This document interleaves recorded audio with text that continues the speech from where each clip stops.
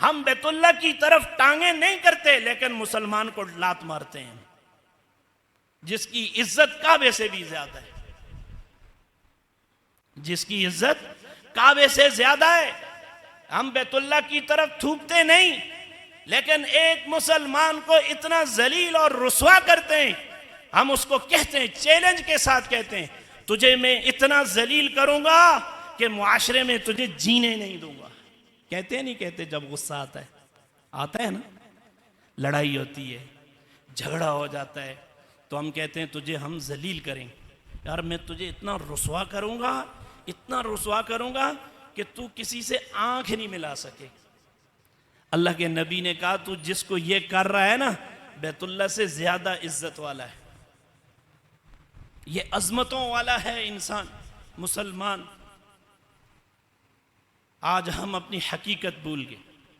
तो हजरत मौलाना अशरफ अली थानवी रहमतुल्लाह अलैह ने लोगों से कहा, लोगों इंसान बनो, इंसान, अल्लाह ने तुम्हें इंसान बनाया है, जानवर मत बनो। जानवर की कोई इज्जत नहीं है, लेकिन तुम्हें इंसान से, इंसान वाली इज्जत और अजमत से नीचे ही आना है, खामखा जानवर ही बनना है। तो फिर जानवरों की वो किस्म बनो जो जिंदा हैं तो भी दूसरों को फायदा पहुंचाते हैं, जो मर जाएं तो भी दूसरों को फायदा पहुंचाते। पहले तो इंसान बनो। अगर इंसान नहीं बनना, जानवर ही बनना है, तो फिर जानवरों की वो किस्म बनो जो जिंदा है तो भी दूसरों को फायदा पहुंचाता है, मर जाए तो भी फायदा पहुंचाता है। फरमाया अगर ये नहीं कर सकते हो तो चलो जानवरों की दूसरी किस्म बन जाओ कि जो न किसी को नुकसान देते न किसी को फायदा देते। दुनिया में बहुत सारे दरख्त हैं, एक दरख्त ऐसा है उसके साथ ना फल लगता है ना फूल लगता है, उसका कोई फायदा है? ऐसा दरख्त जिसका साया नहीं, जिसके साथ फूल नहीं लगते, जिसके साथ फल नहीं लगते, तो ऐसे दरख्त का कोई फायदा नहीं, किसी को नुकसान भी नहीं दे रहा, फायदा भी नहीं पहुंचा रहा। फरमाया कि अगर जानवर बनना है पहली किस्म बनो, अगर ये नहीं बनते हो तो फिर दूसरी किस्म बन जाओ। खुदा के लिए जानवरों की तीसरी किस्म ना बनो कि हर वक्त सांप की तरह, बिच्छू की तरह इस कोशिश में हो कि दूसरे को कैसे डंसूं, कैसे इसको तकलीफ पहुंचाऊं, कैसे इसको अजियत दूं, कैसे इसको रुसवा करूं, कैसे इसकी इज्जत खत्म करूं। खुदा के लिए ये मत करना। आज हमारा मुआशरा इन्हीं बुराइयों की तरफ जा रहा है। यकीन कीजिए हमारे वालिद हमसे परेशान हैं। 5 वक्त की नमाज में जमात से पढ़ता हूं, कुरान की तिलावत का नागा नहीं करता, मेरी बीवी मुझसे खुश है, मेरे बच्चे मुझसे खुश हैं, लेकिन मेरा बाप मुझसे नाराज है। मुझे कभी एहसास हुआ कि मैं तो नमाज भी पढ़ता हूं, कुरान भी पढ़ता हूं, लेकिन मेरे वालिद को मेरी खिदमत की जरूरत है, उनको दवाई ला कर देनी है, उनको सुकून पहुंचाना है, घर में उनको राहत पहुंचानी है। इस तरफ हमारा ध्यान नहीं जाता। मेरे दोस्त खुश हैं, मैं दोस्तों को वक्त देता हूं, दोस्तों के साथ घूमता हूं, दोस्तों की दावत करता हूं, होटलिंग करता हूं। जब होटल में जाता हूं तो मेरी कोशिश होती है पे मैं करूं, पेमेंट मैं करूं, लेकिन खुदा की कसम अगर वालिद साहब के बेटा मेरी पैनाडॉल खत्म है, मेरा खांसी का शरबत खत्म है, बाबा मुझे तो दोस्तों में जाना है यार, देखूंगा याद रहा तो ले आऊंगा। हमारा वालिद हमसे परेशान है। कभी सोचा हमारा भाई हमसे रूठा हुआ है, सालों साल गुजर गए, ईद पे नहीं आता, शादी के मौके पे दावत नहीं देता। कभी गौर किया कि मेरा भाई मुझसे नाराज है? हज पे गया हुआ है, लाखों रुपए लगा के गया है, लेकिन खुदा की कसम बहन का हिस्सा खाया हुआ है। वो रो रही है, वो बद्दुआएं दे रही है पीछे से, अल्लाह तुझे तबाह करे, अल्लाह तुझे गरक करे, अल्लाह तेरा माल हलाक करे, तू मेरा हिस्सा खा करके हज करने चला गया, मेरा हिस्सा खा के पीर और जुमरात के रोजे रख रहा है, मेरा हिस्सा खा के तहज्जुद की नमाजें पढ़ते हैं, मेरा हिस्सा खा के महीने में कुरान खत्म करते हैं। हम ना अपने वालिद को माफ करते हैं, ना अपने भाई को माफ करते हैं, ना अपने पड़ोसी को माफ करते हैं। हमारे यहाँ ये जो अजियतों का सिलसिला है, तकलीफों का सिलसिला है, हम दोस्तों को राहत पहुंचाते हैं, जानने वाले को खुशी पहुंचाते हैं, जानने वाले को राहत पहुंचाने की उसकी खिदमत की कोशिश करते हैं। खुदा की कसम हम अपने वालिद को कपड़े इस्त्री करके देने के लिए, उनके बूट पॉलिश करने के लिए, उनके नहाने का इंतज़ाम करने के लिए, वक्त पर उनको खाना देने के लिए हमारे पास टाइम नहीं है। माफ़ कीजिएगा, हमारा दोस्त खुश होना चाहिए, हमारा वालिद खुश है या नहीं इसकी परवाह नहीं। अपने माँ बाप की खिदमत करो, अपने बहन भाइयों को राज़ी करो, अपने रिश्तेदारों को राज़ी करो, ख़ानदान को पूछो, ये इज्जत वाले, ये शर्फ वाले, बाहर रोड पे गाड़ी पार्क करते, सैकड़ों लोगों को तकलीफ, लेकिन मस्जिद में आकर नमाज पढ़ रहे। अरे बाबा, तेरी वजह से बाहर मरीज मर रहा है गाड़ी में, तेरी वजह से ट्रैफिक जाम है, हजारों लोग पीछे लाइन में लगे हुए, इसको बोलो भाई गाड़ी हटा।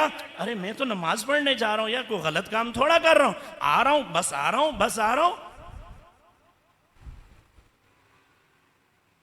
ये हराम है, हराम। ऐसी नमाज का कोई अजर नहीं, कोई सवाब नहीं है। याद रखना कि एक अपनी नमाज के लिए सैकड़ों लोगों को आप अजियत में मुब्तला कर रहे हैं। नमाज कितना बड़ा अजर है, कितना बड़ा सवाब का काम है नमाज पढ़ना। प्यारे नबी सल्लल्लाहु अलैहि वसल्लम का इरशाद गिरामी, आपने फरमाया कि मेरा दिल चाहता है नमाज का वक्त जब हो रहा हो तो मैं मुसल्ले पे किसी और को खड़ा करूं अपनी जगह पर, और मोहल्ले में जाऊं, उन लोगों को जो बगैर किसी उज़र के, किसी शरई उज़र के बगैर घर के अंदर नमाज पढ़ते हैं। एक तो वो है जो नमाज ही नहीं पढ़ते, एक वो है जो नमाज पढ़ते हैं। अल्लाह के नबी ने कहा जो नमाज पढ़ते हैं, घर के अंदर पढ़ते हैं, बगैर किसी शरई उज़र के, मस्जिद में नहीं आते, मेरा दिल चाहता है कि मैं उनके घरों को आग लगा दूं। ये कौन कह रहा है? रहमतुल लिल आलमीन, जो इंसानों के लिए तो रहमत बन के आए ही आए हैं, जानवरों के लिए भी रहमत बन के, वो कह रहे। तो इतनी अजीम इबादत जिसके बारे में इतनी सख्ती का हुक्म दिया गया, लेकिन फरमाया कि अगर कोई ऐसा आदमी है कि बीमारी की वजह से उसके जिस्म से बदबू आ रही है, कोई ऐसा आदमी है जिसके कपड़े मैले कुचैले गंदे,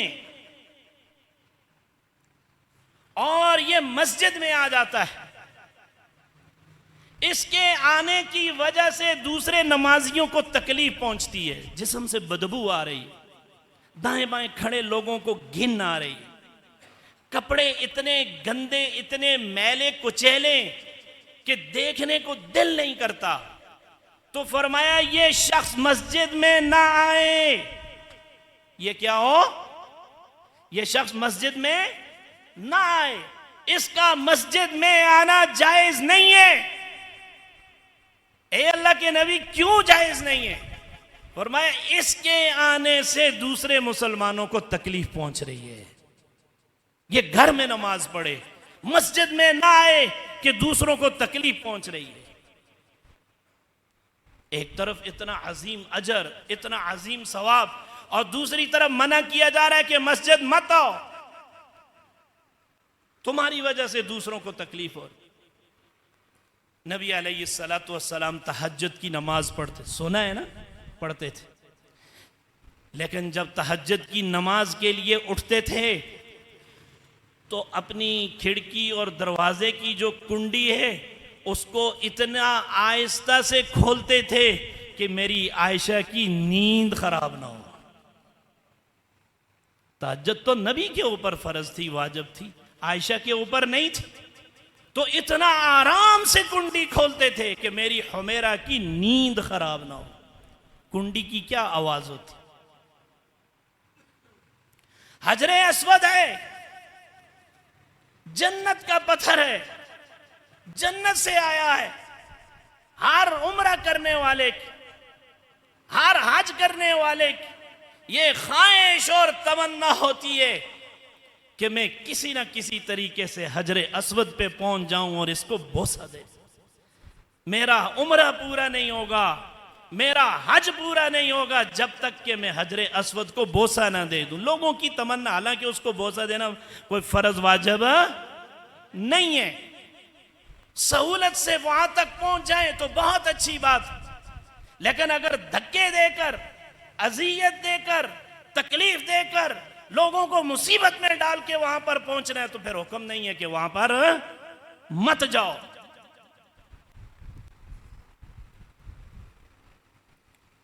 इतना अजीम पत्थर अल्लाह के नबी ने उसको बोसा दिया है, सहाबा ने बोसा दिया है, जन्नत से आया हुआ है। हत्ता के उलमा ने लिखा है कि अगर कोई शख्स हजरे अस्वद को बोसा देता है तो मेरे और आपके रब की आंखें नहीं है, अल्लाह के हाथ नहीं है इंसानों की तरह, अल्लाह ताला की पिंडलियां नहीं है इंसानों की तरह। फरमाया कि अगर इस दुनिया में कोई शख्स हजरे अस्वद को बोसा देता है वो ऐसा है गोया कि उसने अल्लाह के हाथ का बोसा लिया है। उसने किसका बोसा लिया? अल्लाह के हाथ का बोसा लिया है। इतना ऊंचा दर्जा है। लेकिन फरमाया मुसलमानों सुनो, अगर हजरे अस्वद को बोसा देते हुए किसी दूसरे मुसलमान को तकलीफ पहुंच रही है, फरमाया फिर बोसा छोड़ दो, दूर से ही ऐसे इस्तेलाम कर लो, हम ये समझेंगे कि तुमने बोसा दे दिया है। इतना ऊंचा दर्जा है। और आज का मुसलमान इंसान को इंसान नहीं समझता, दूसरों को अजियत देना फखर समझते हैं हम। हमें कोई गाली देता है, हम उसको जवाब में इतनी गालियां देते हैं, हम कहते तू भी जिंदगी भर याद रखेगा कि किसके साथ पाला पड़ा था।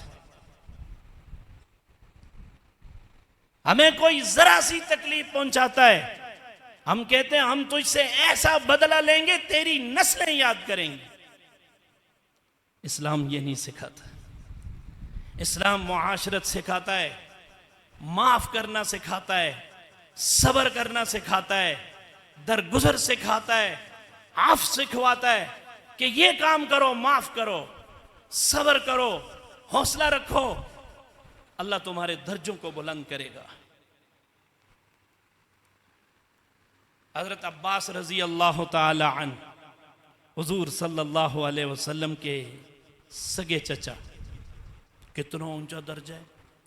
हुजूर बड़ी मोहब्बत करते थे हजरत अब्बास रजी अल्लाह ताला अन्हु से। हजरत उमर रजी अल्लाह ताला अन्हु का दौरे खिलाफत आया। हजरत उमर रजी अल्लाह ताला अन्हु 22 लाख मुरब्बा मील पर हुकूमत करते। अल्लाह ने इतनी इज्जतें अता फरमाई, बहुत ऊंचा मकाम अता फरमाया था। हुजूर ने अल्लाह से उनको मांग के लिया था।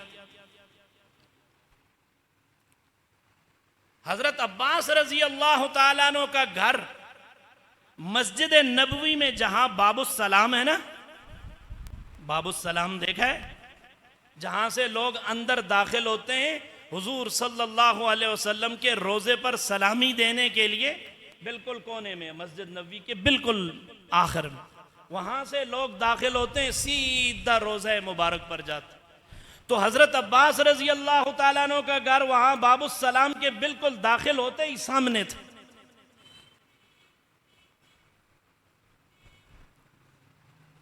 हजरत उमर रजी अल्लाह ताला अन्हु का दौरे खिलाफत आया। पुरानी मस्जिद नबवी बनी हुई थी, हजरत उस्मान ने उसमें थोड़ी सी तोसी की। तो हजरत अब्बास रजी अल्लाह ताला अन्हु के घर पर एक परनाला लगा हुआ था, बारिश के लिए लोग लगाते हैं ना पानी के लिए, तो निकल जाए पानी। उस परनाले का पानी रास्ते में पड़ता था, उसकी वजह से कीचड़ हो जाता था। अब कीचड़ की वजह से रास्ते में आने जाने वाले जितने नमाजी हैं उनके कपड़े खराब होते। लोगों ने हजरत उमर से शिकायत की, अमीरुल मोमिनीन, ये परनाला लगा हुआ है, इसका पानी नीचे गिरता है, कीचड़ बनता है, कपड़े खराब होते हैं, हम नमाज नहीं पढ़ सकते। हजरत उमर बहुत दलेर, बहुत जज्बाती थे। उन्होंने क्या किया, हजरत अब्बास की इजाजत के बगैर वो परनाला उतार दिया। क्या कर दिया? परनाला उतार दिया। वक्त का चीफ जस्टिस हजरत उबई बिन काब, वो कारी कुरान जिनकी किरात सुनने के लिए अल्लाह ने ख्वाहिश की थी, अल्लाह ने कहा था कि ए मोहम्मद सल्लल्लाहु अलैहि वसल्लम, उबई बिन काब से कहो वो कुरान पढ़े और आप उनका कुरान सुने। कितना अजीम इंसान, वक्त का चीफ जस्टिस है। हजरत अब्बास रजी अल्लाह ताला अन्हु सफर से वापस आए, देखा परनाला नहीं, केस कर दिया अदालत। चीफ जस्टिस हजरत उबई बिन काब ने अमीरुल मोमिनीन को बुला लिया, कहा कि अमीरुल मोमिनीन, ये परनाला आपने उतारा? कहा जी मैंने उतारा। कहा कि पूछ के उतारा था? कहा कि नहीं। फिर क्यों उतारा? कहा कि इसलिए उतारा है कि लोगों के कपड़े खराब होते हैं, कीचड़ बनता है, रास्ते में है, इसलिए उतार। हजरत अब्बास रजी अल्लाह ताला अन्हु ने कहा, चीफ जस्टिस साहब मुझे बोलने की इजाजत है? कहा कि बोलिए। कहा कि देखिए, ये परनाला आम परनाला नहीं है, ये परनाला बड़ा अजीम परनाला है, और मैंने नहीं, मेरे भतीजे हजरत मोहम्मद सल्लल्लाहु अलैहि वसल्लम ने अपने हाथ मुबारक से यह लगाया है। और कैसे वक्त के अमीरुल मोमिनीन ने मेरी इजाजत के बगैर यह परनाला उतारा है? लिहाजा मुझे चीफ जस्टिस साहब इंसाफ चाहिए। हजरत उबई बिन काब ने हजरत उमर से कहा, आदि दुनिया पे हुकूमत करने वाला इंसान, उसको कहा कि अमीरुल मोमिनीन जहां से परनाला उतारा था वहीं जाकर लगा दीजिए। अल्लाह। हजरत अब्बास ने कहा ऐसे नहीं, ऐसे नहीं, इसकी शर्त है।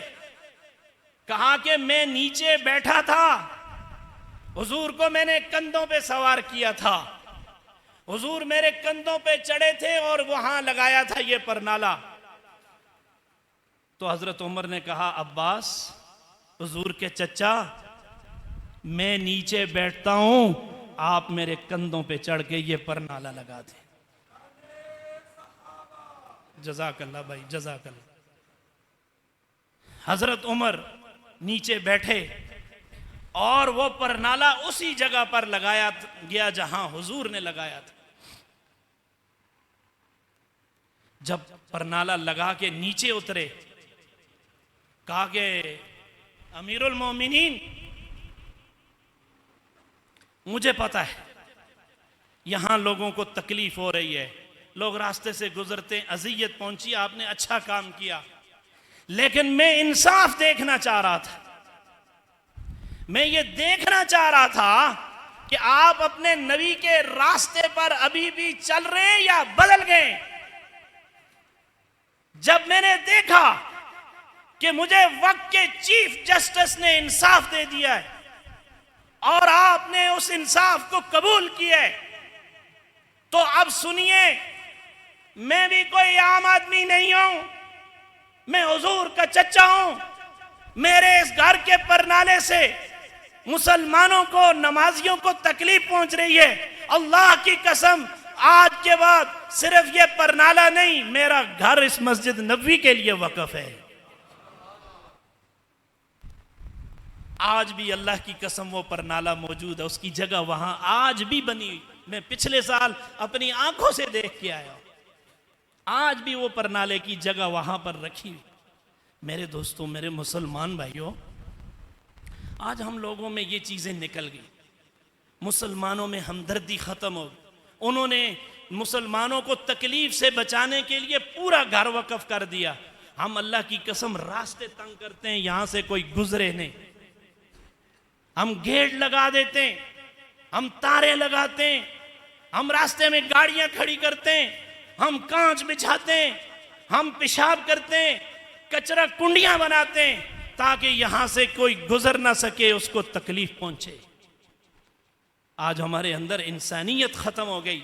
अल्लाह के नबी सल्लल्लाहु अलैहि वसल्लम यही फरमा करके गए, अल मुस्लिमो मन सलिम अल मुस्लिमूना मिन लिसानिही व यदी। मुसलमान वो है कि जिसके हाथों से, जिसकी जबान से दूसरे मुसलमान महफूज रहे। कोशिश फरमाइए कि अल्लाह ताला हमारे हाथों से दूसरों को फ़ायदा पहुंचाए, हमारी ज़बान से दूसरों को फ़ायदा पहुंचाए। हम किसी को अपनी ज़बान से मुसलमान बना लें, ऐसी बात कहें जिससे दूसरा नमाजी बन जाए, ऐसी बात कहें जो दीन के रास्ते पर चलना शुरू हो जाए, ऐसी गुफ्तगू करें जिसकी ज़िंदगी से गुनाह निकल जाएं, ऐसी बात करें कि दूसरा हमारी बात सुन के खुश हो। ऐसी कोई बात, ऐसी गुफ्तगू ना करें कि हमारी किसी बात से, किसी चीज़ से दूसरे मुसलमान को तकलीफ़ हो। अल्लाह ताला हम सब की हिफाजत फरमाए। व आखिर दावाना अनिल हम्दुलिल्लाह।